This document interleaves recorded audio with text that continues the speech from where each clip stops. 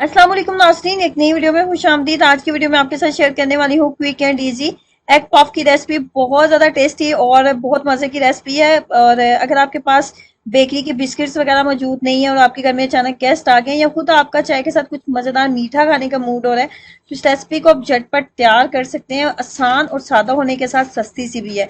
तो ज़रूर बनाएं और अपना एक्सपीरियंस मेरे साथ ज़रूर शेयर कीजिएगा। तो इसको बनाने के लिए सबसे पहले हमें चाहिए घी का। देसी घी का इस्तेमाल कर लें या मक्खन का इस्तेमाल करें। अगर मक्खन नहीं है तो देसी घी इस्तेमाल कर लें। अगर देसी घी मौजूद नहीं है तो मक्खन का इस्तेमाल कर लें। मक्खन और देसी घी के साथ इसको बनाइएगा। ये खाने में इसका एक अलग सा फ्लेवर आता है। मक्खन के साथ बनाएंगे तो और ज्यादा अच्छा टेस्ट इसका आएगा। 2 से 3 बड़े खाने के चम्मच मैंने देसी घी का इस्तेमाल किया इसके अंदर। देसी घी इस्तेमाल करने के बाद मजीद हमने जिस चीज का इसके अंदर इस्तेमाल करना है वो है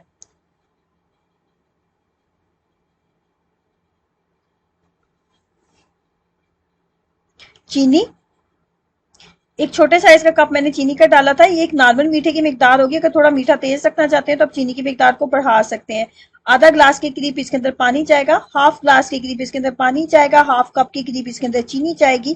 3 खाने के चम्मच देसी घी का इस्तेमाल किया। 1 चुटकी बराबर इसके अंदर नमक ऐड किया मैंने। नमक इसके अंदर जाएगा। आप मीडियम फ्लेम के ऊपर इसको रख देंगे ताकि इसके अंदर 2 से 3 उबाल आ जाए। इससे ज्यादा उबाल नहीं आने चाहिए। जैसे आपको लगेगा कि चीनी अच्छे से मेल्ट होगी और 2 से 3 उबाल इसके अंदर आ चुके हैं तो फ्लेम को बंद कर दें। यहाँ पे आग को बंद कर देंगे। आग को बंद करने के साथ ही हम यहाँ पे जिस चीज का इस्तेमाल करने वाले हैं वो है मैदा। एक दरमियानी साइज का कप मैदे का इसके अंदर इस्तेमाल करेंगे। आप हाफ कप मैदे का इस्तेमाल कर सकते हैं। उस हिसाब से तमाम चीजों की मिकदार को कम कर सकते हैं अगर आपने कम मिकदार में इसको बनाना है। तो मैं इन्हें एक प्लेट के करीब इसको तैयार किया था, तो उसके लिए एक दरमियानी साइज का कप मैदे का जो है वो काफी होगा। फ्लेम को बंद कर देंगे। आग को हमने यहाँ पे बंद कर दिया। आग आपने बिल्कुल नहीं चलानी, अच्छे से आपने इसको मिक्सअप कर लेना है।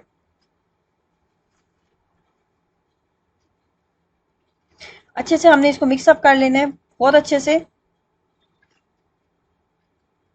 जब आपको लगे कि तमाम मिक्सचर अच्छे से मिक्सअप हो गया उसके बाद आपने लो फ्लेम आग को जला लेना है। लेकिन जो आपकी आग होगी वो उसको लो पे होना चाहिए। आपकी फ्लेम लो पे होनी चाहिए।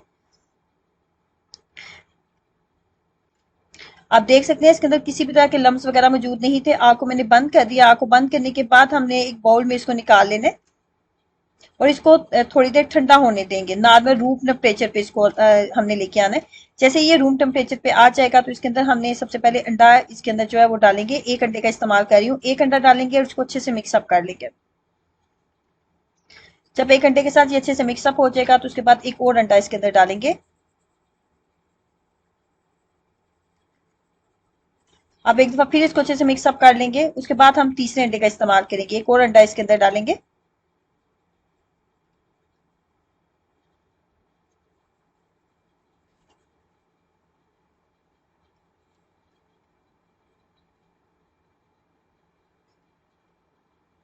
अब एक लेई की शक्ल में ये बन जाएगा। जब हम तीसरा अंडा इसके अंदर डालेंगे तो ये बिल्कुल लिक्विड फॉर्म में हमारे पास तैयार हो जाएगा और लिक्विड फॉर्म ही हमें चाहिए थी।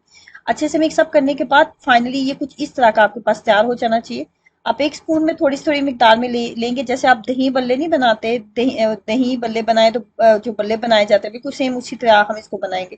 थोड़ी थोड़ी मिकदार में एक स्पून में लेते जाएंगे और इस तरह हम इसको इसके अंदर डालते जाएंगे। अंडे अंडू का इस्तेमाल हमने इसके अंदर किया हुआ है। तो जैसे आप इसको अंदर मीडियम कुकिंग ऑयल के ऊपर मीडियम टेम्परेचर पे जब आपका कुकिंग ऑयल गर्म हो गया और आप इसके अंदर डालते जा रहे हैं ना तो ये फौरन फूलते जाएंगे।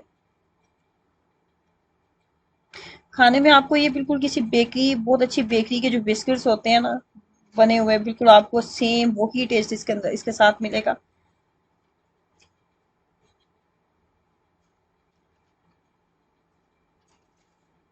बच्चों को आप घर में जरूर बना के दें, उनको ये रेसिपी बहुत पसंद आएगी।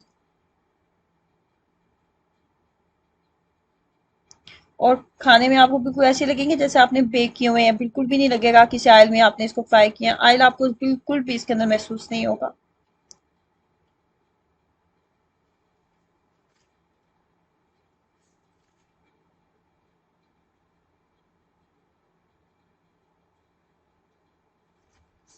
तो ट्राई करें और अपना एक्सपीरियंस जरूर शेयर कीजिएगा। वीडियो को लाइक करना और चैनल को सब्सक्राइब करना मत भूलिए। अल्लाह हाफिज।